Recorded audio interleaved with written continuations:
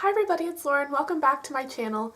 In today's video I'm going to be doing something a little bit different, and I'm going to be doing my first ever manga and graphic novel wrap-up. I thought really hard about it and I decided to do my monthly wrap-ups and graphic novels and manga separate because first off I thought my monthly wrap-ups would be way too long if I included all of the manga and graphic novels I read in them.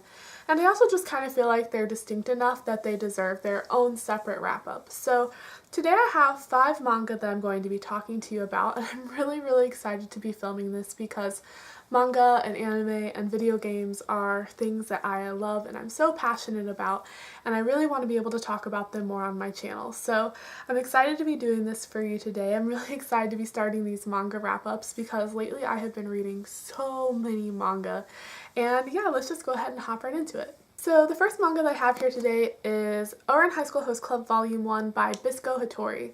This is a really popular shoujo series, and I've honestly read this before. This was a reread, and the reason for that is because the first time that I read this series, I honestly didn't like it very much, and I decided instead to watch the anime adaptation, which I ended up loving. But there was something about the way the manga told the story that I just didn't click with, and so back when I read this originally, I never decided to pursue the rest of the series. So since this has been on my shelf all that time, I decided to give it a reread and see if maybe my opinion had changed on it. But unfortunately for me, it didn't. This is a great story, and I really do love Ouran High School Host Club, but not the manga. If you're not familiar with the story, we're following Haruhi, who's a scholarship student at the prestigious Ouran High School. And looking for a quiet place to study, Haruhi wanders into what they think is an empty music studio, but instead they encounter the Ouran High School Host Club, which is a group of really hot guys that entertain all the high school girls. Haruhi becomes really startled and ends up breaking a really expensive vase, and in order to pay off the debt, Haruhi has to work for the host club to pay off the amount for the vase. But the host club ends up finding out that Haruhi is actually just a really tomboyish girl, and it creates all of these really insane hijinks. The anime is so much fun, and I think that the reason I don't like the manga adaptation as much is because a lot of the jokes are more hilarious to see animated and acted out and voiced, and the manga just kind of doesn't have the same emphasis for me. I do really like the art, I like the characters. I can't say that there's anything bad about this manga. It's just something that I prefer to watch. And so even though the end of the anime is a little bit lacking, I still think that every time I would choose to watch that versus read this, and I'm not going to be continuing. That being said, if you're interested in it, I do recommend it. It's a really good series, it's just not something I personally like, and I did give this 3 out of 5 stars. Next I want to talk about The Earl and the Fairy by Ayako, and this is volume 1. This was a new series that I read for the first time and absolutely loved it. In this story we're following Lydia Carlton, who is one of the only fairy doctors left in the whole world. Being a fairy doctor, she's able to see and treat lots of different types of fae creatures, as well as kind of act as a liaison between humans and fairies. One day Lydia is approached by a man named Edgar who claims to be the last descendant of the human ruler of the fairy kingdom. But because it's been so long since his relatives have been in the fae kingdom, they no longer have the fairy sight. And Edgar needs Lydia's help to help him reclaim his birthright, which is the sword of his ancestor. I honestly went into this thinking it was going to be your kind of atypical shoujo manga, and it does have all of those elements. There is a lot of romance, the art style is really pretty and girly, and the plot is relatively simple, but honestly it was a bit deeper than I expected. The end of this volume took an unexpected turn for me, and it does have a little bit more of a sinister nature. I really liked the way that the characters were developed, and it was a lot of fun to read, as well as there's this little talking fairy cat that absolutely I loved. But I was really excited to finally get a chance to read this. It's been on my list for a while and I thoroughly enjoyed it. This series is only 4 volumes long, so I'm definitely going to continue and probably finish it very soon, and I gave this volume 4 out of 5 stars. Next, I read the first volume in a series I have been anticipating reading for the longest time, and it is The Demon Prince of Momochi House by Aya Shuoto, and this is volume 1. And this is a manga I've wanted to read forever because just from the synopsis I knew it was something I was really going to love. This follows a girl named Himari Momochi who has been an orphan for her entire life basically, but on her 16th birthday she receives a will that says she has inherited this Momochi house. Himari goes there and expects to kind of clean it up and move right in, but she finds 3 gorgeous guys already squatting in the house.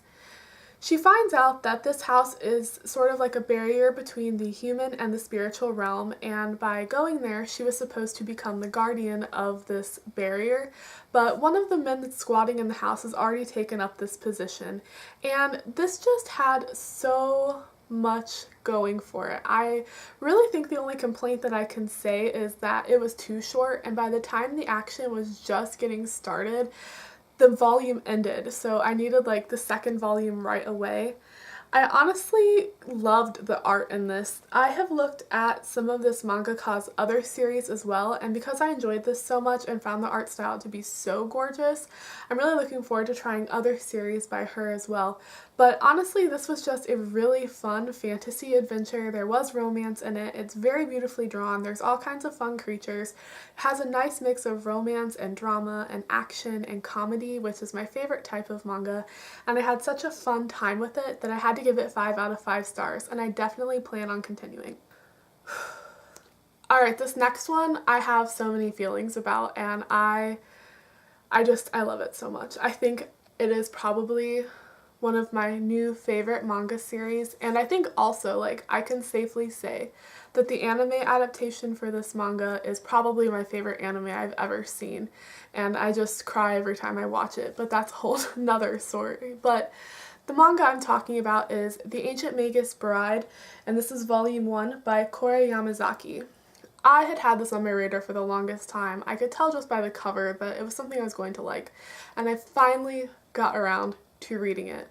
I had actually already started the anime adaptation. I started it the second I was able to on Crunchyroll, and oh my gosh, if you haven't watched The Ancient Magus Bride, please go do it. I'm begging, like, I have begged every single one of my friends to watch it. It is gorgeous. It's the most beautifully animated thing I've ever seen.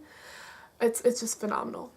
But I also really liked the manga, and it's so breathtaking, the story here. So in this series we're following a girl named Chise who has sold herself into slavery.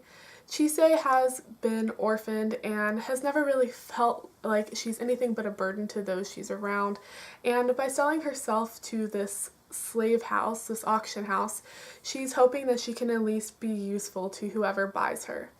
She ends up getting purchased for an astronomical price by an inhuman mage named Elias, and Elias tells her that he is going to train her to become a mage, as well as make her his bride, and the series just follows their interactions. It's very well done.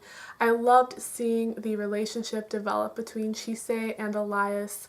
She obviously knows nothing about being a mage or the magical world, and she learns these things from Elias throughout the course of the series. And Elias learns human things from Chise, and their relationship is just adorable. I think another thing that really has made this stand out to me as one of the best manga and anime that I've seen recently is because there's so much depth to it. The story is rooted in a lot of fairy tale and folklore. There's tons of different magical creatures. All of the characters are very well developed, and there's such a deep lore to this series. I'm just rambling at this point, but I absolutely loved this. I gave it 5 out of 5 stars. I would have given it 5 million out of 5 stars if I could. I already have the next 2 volumes. I'm definitely continuing. Please go watch the series on Crunchyroll so we can all talk about it. I loved it. I can't say enough good things. The art's gorgeous, and yes, just read this, watch it. You won't be disappointed. The last manga that I'm going to talk about is one I don't currently own. I got it from the library, and it's Flying Witch Volume 1 by Chihiro Ishizuka. And honestly, I'm really glad that I got this from the library because I didn't end up liking it very much. In this manga, we're following a young witch in training named Makoto who's moving from Yokohama to rural Aomori, Japan. There, Makoto is going to live with some of her relatives as well as finish her witch training. And the series kind of reminded me of a fantasy slice of life manga, and honestly I'm not that big a fan of slice of life, so this really wasn't for me.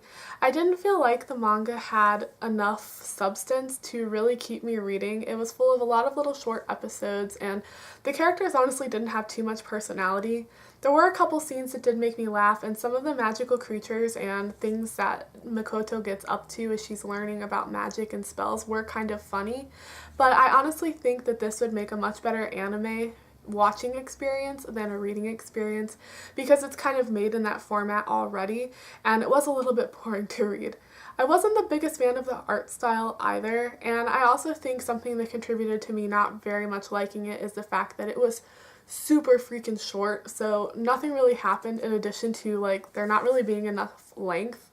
Overall, I only gave it 2 out of 5 stars, and I'm not planning on continuing with the manga series, but I do think that there's an anime, so I might check that out because I still do like the concept.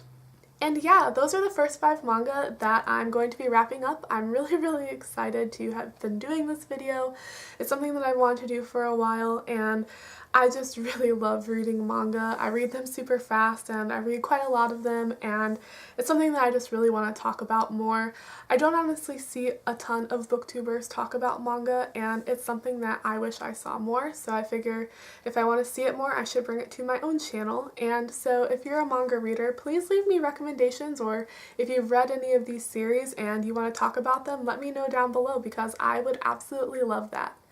If you're not already subscribed to my channel and you'd like to be, please make sure to do that so you can catch my next manga wrap-up or any of my other videos. And yeah, don't forget to give this video a thumbs up if you enjoyed it because I had such a fun time filming it. I'll see you guys all in my next video. I'm sorry that it took me so long to post a video, but I've had a ton of stuff going on. I love you and I hope you're all doing great. Bye everybody!